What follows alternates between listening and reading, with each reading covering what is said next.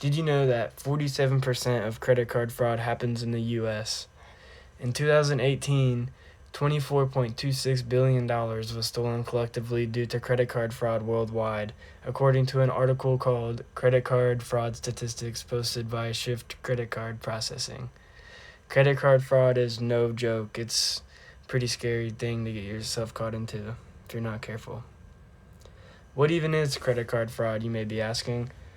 It's basically when someone gets a hold of your credit card information and they buy stuff as you spending your money.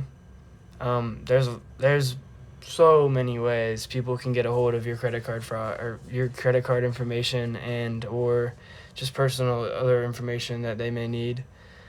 Um, and really, you may not even know it, but your personal information could be out on the internet right now, just from going on some silly website and making an account and then them being able legally to just like send out your information to other websites, and those websites could be made by anyone and your information could literally go anywhere.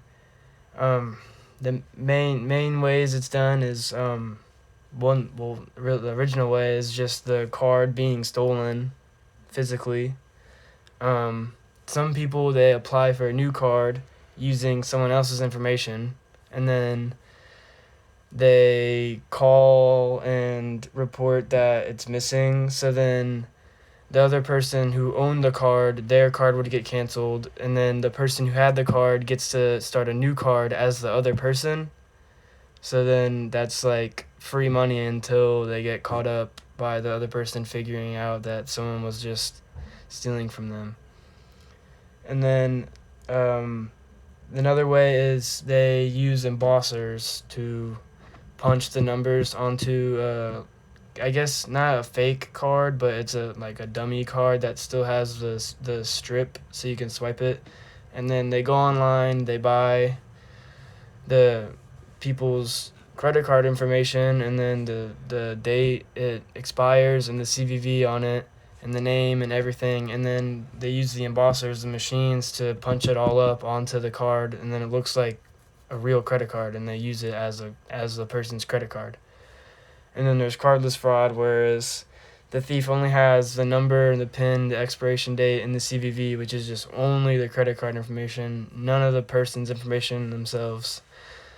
So then that makes it harder for the person to actually be able to complete the fraud now that security has been updated so much over the years.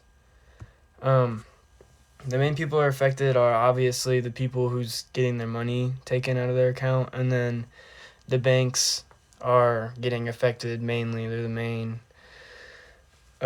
person because they're responsible for their customers' money. They have to reimburse it if they can prove that it was being stolen, it was fraudulent activity. If they can prove it, then the bank has to, by law, pay them back.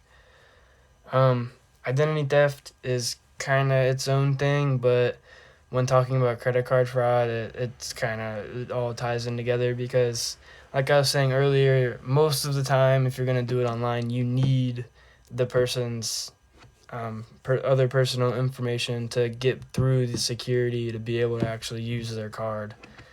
And that's just stealing, that's just so you can make an account and then you put in their name, last name, address, date of birth, sometimes social security card, and sometimes phone number. And then they can use the other person's money. They have their information. The first time credit card fraud was ever recorded was in 1899.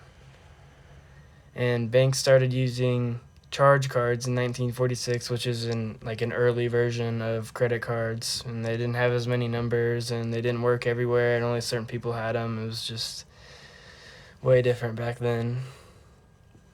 And the most amount of money ever stolen in one fraud case was $200 million in 2013. Credit card fraud is a big, scary, dangerous problem that you can get yourself caught up in very easily just by going on some website. You think you're buying something, but it was made by some guy that's literally just taking everyone's information that tries to buy their product online.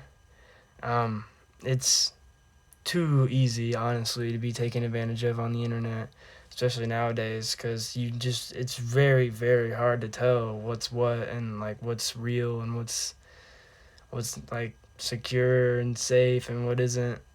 It all almost looks the same. It's really hard to tell.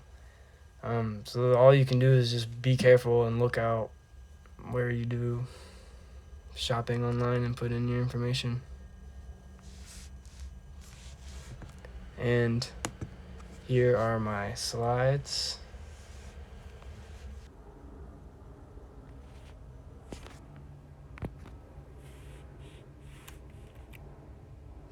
Fraud is when someone steals your personal information to act like you and use your things as you, stealing someone's identity. Credit cards were invented in 1950, making it easier for people to spend money and have credit so they wouldn't always have to have money. Best ways you can be safe is to use secure websites or just shop in person so you don't have to deal with any spooky websites.